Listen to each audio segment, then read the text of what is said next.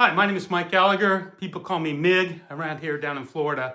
You're probably wondering what this artifact is, and we'll talk about this at the end of this video. But first, I wanted to let you know that I am serious about training for the next season of Survivor. Check this out.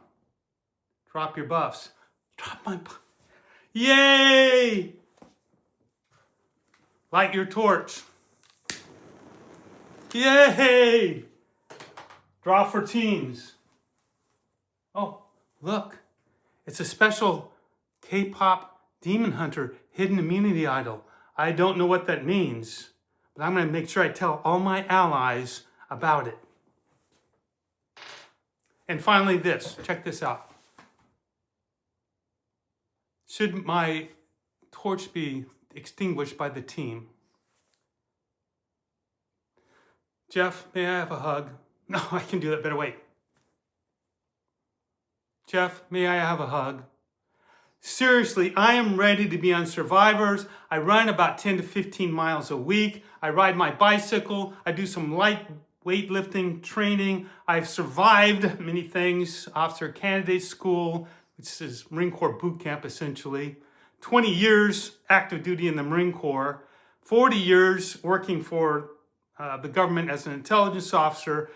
Jungle Survival School in Panama, Jungle Survival School in the Philippines.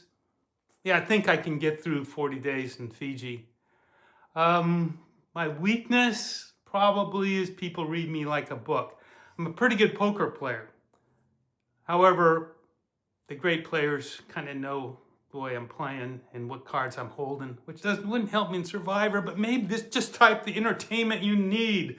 Regardless of that, my game is really based on integrity. So I look to players like Rudy, Wu, Joe as examples of the way survivors should be trained and hopefully could lead to a possible win down the road. One more survival story I want to tell you about, a little bit on a serious note. This is a piece of the Pentagon. And I survived the Pentagon in 9/11. Here's what happened. I was in the office preparing to go to a meeting and watching the news and could not believe the catastrophe that occurred up in New York City as we're watching aircraft fly into the Pentagon. One, that was a terrible accident. I'm thinking, how could that possibly have happened? The second one flies in, and then we knew, even me, that this was a terrorist strike on the United States of America.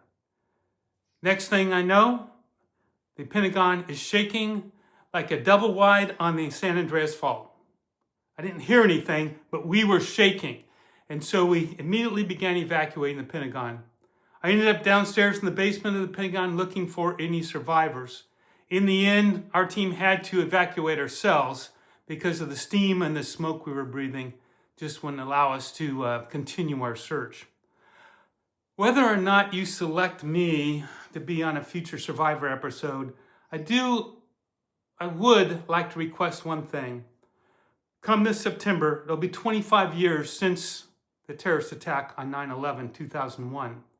I'm hoping that Survivor, the show, will take some time to recognize the survivors in New York City and in the Pentagon, and maybe even more importantly, those innocent victims that lost their lives, as well as the heroes that put their own lives at risk by going back into the Pentagon or the towers, or especially those heroes on United Airlines flight number 93.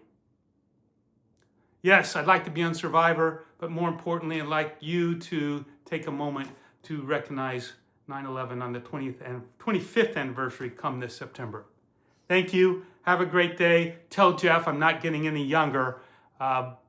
Needs to bring me on now. I'm tired of rooting for the old guy on the show who's 50 years old. I'm 68. Let the senior citizens root for a real old guy. That's me. Thanks. Have a great day.